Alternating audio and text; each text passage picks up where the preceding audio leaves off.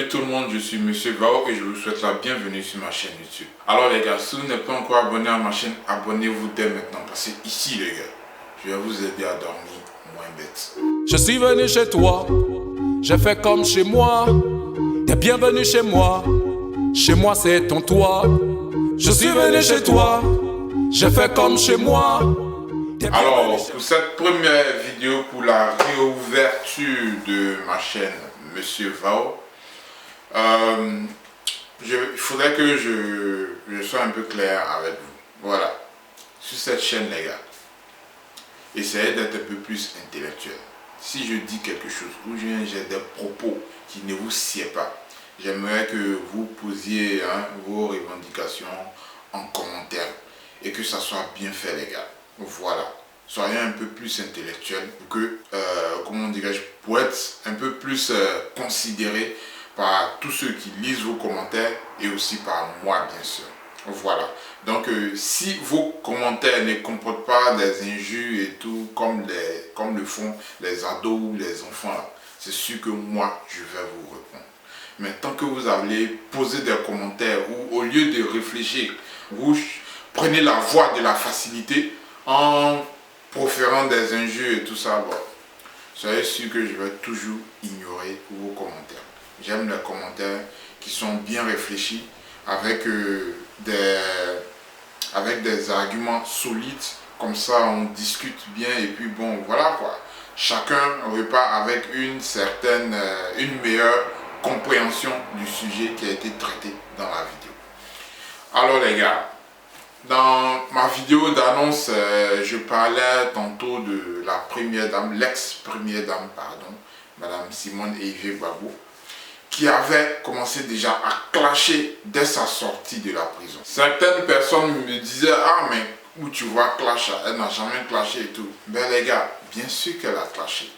Quand j'ai parlé de clash, ne pensez pas qu'elle a clashé la présidence et tout. Non, elle n'a pas encore commencé les gars. La personne qu'elle a clashé, c'était Afi N'Guessan. Tranquille. Concernant le parti. Donc du coup, je me suis dit, bah, ça va chauffer, hein. Sérieux. Ça va chauffer pour le FPI. Et là, pour le FPI, je me pose plein de questions. À savoir l'avenir du FPI.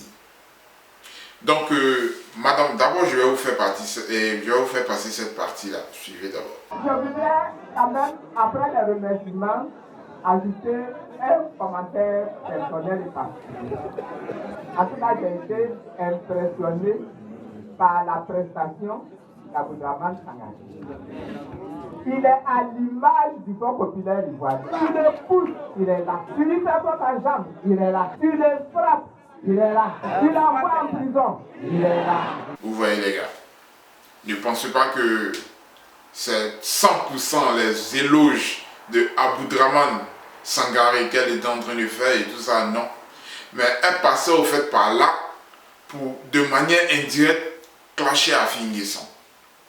Alors, qu'est-ce qui se passe à son niveau? Pour elle, Afi N'Guessan n'est qu'un traître.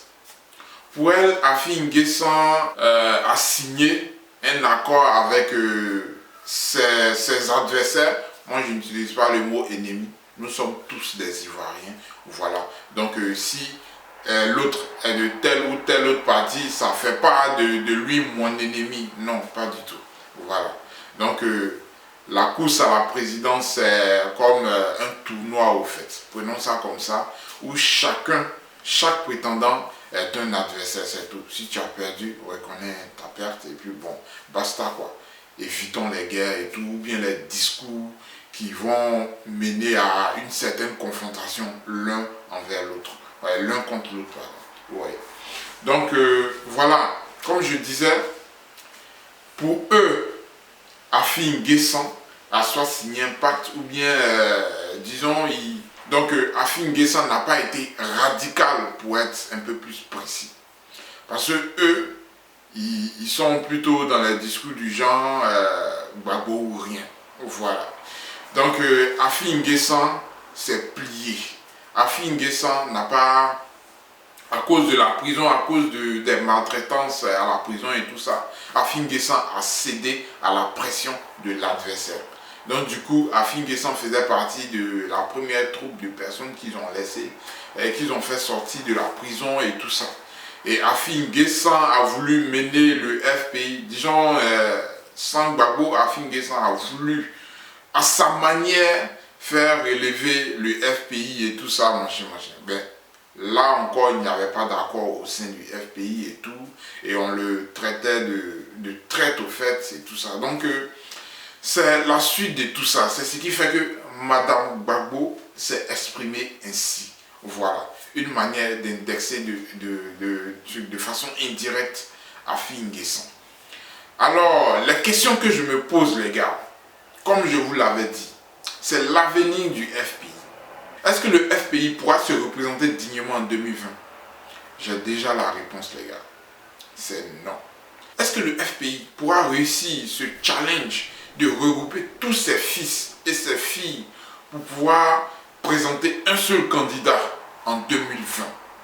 J'ai déjà ma réponse, les gars. Ça sera très difficile. Très difficile. Parce qu'avec les propos de Simone Gbagbo, les gars, soyons-en sûrs, c'est une guerre qui vient de commencer au FPI, au sein même du même parti.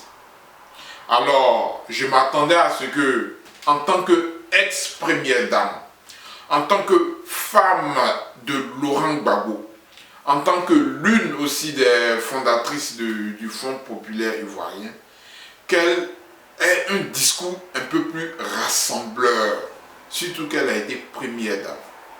Mais ça n'a pas été le cas. Simone Gbagbo n'a pas eu un discours rassembleur. Bien au contraire, Simone Gbagbo n'a pas changé.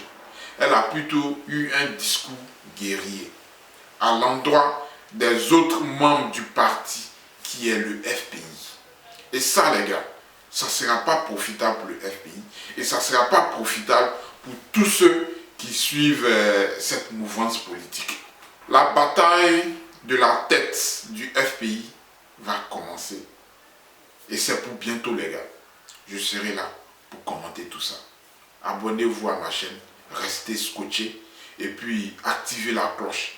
Parce que les vidéos qui vont suivre, les gars, on va tout décrypter et on va en parler. Voilà.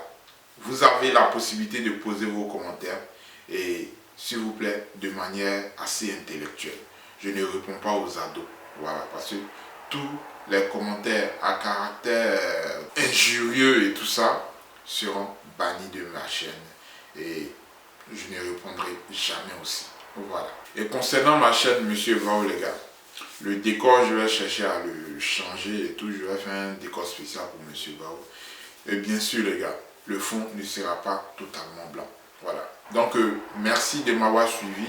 Portez-vous bien, quel que soit l'endroit du monde où vous vous trouvez. Et puis, restez scotchés, les gars.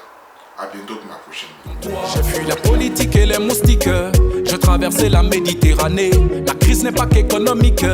On se fait niquer depuis des années. Je préfère éviter les flics de la France que feinte les balles d'une guérilla. Sans papier, je tente ma chance. J'ai fait le choix de ne pas crever là. Chez moi, ça cultive le cacao.